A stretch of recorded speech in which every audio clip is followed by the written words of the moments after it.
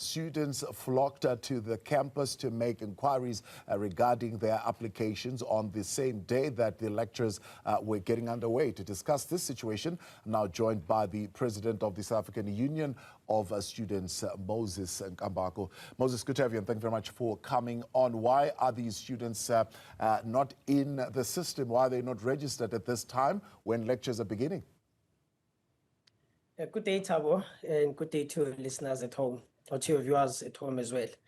The reports that we have received that have been coming from the student leadership in DUT is that some of their students, their funding was confirmed late, and some of the first-year students that they have within their system, it's students that were supposed to be registered last week. However, due to the system changes, it resulted them not understanding the system properly, and it's only now that they've managed to understand it so that they allow an influx of students to now be registered. It has also been raised to us that there's also an issue of accommodation, whereby there was late confirmation of available spaces or beds that they have within the institution. So hence, that's why we find ourselves in this crisis that we are currently facing. There are also issues on the funding statuses of students, whereby NSFAS issued out the responses to students quite late. There were some that were still on appeals. There were some students, first-year students, who were still on verification, who had not received their responses for them to be able to register. Only all of those things are happening now. Hence, that's why we find ourselves in the situation that we are in currently.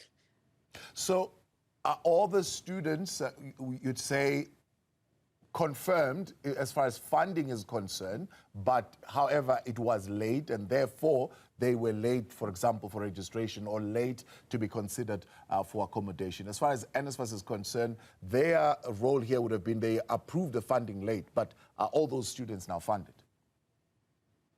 Based on the reports that we are receiving, a majority of them are all funded. We are yet to receive the proper statistics from NSFAS in our weekly meeting, which is scheduled to take place tomorrow or on Wednesday, whereby we are going to receive all of the stats that were supposed to be given to us last week. There's something else that we've also noted that is happening with the issue of DUT.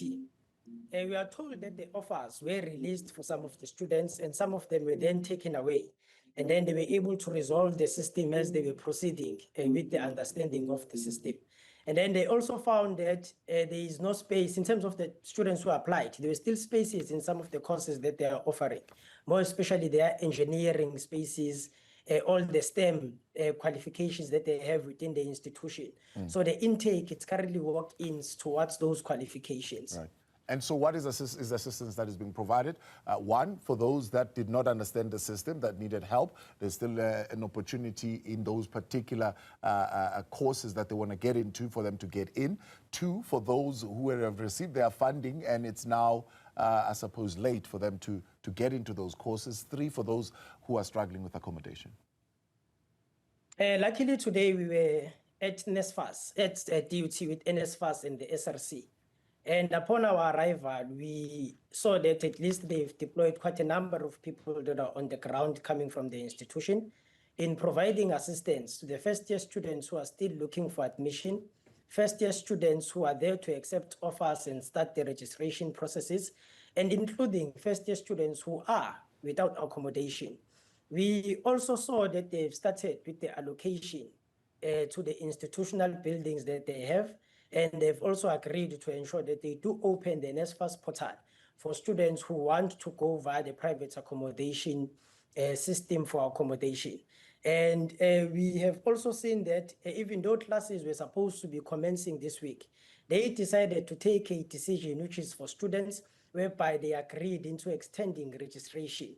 But since we saw that there are no classes that are taking place, I think it is because they want to also accommodate students who could not register on time. All right, Moses, much appreciated. Thank you. That's the President of the South African Union of Students there, Moses Nkambako, on the registration frustrations that are being experienced at DUT.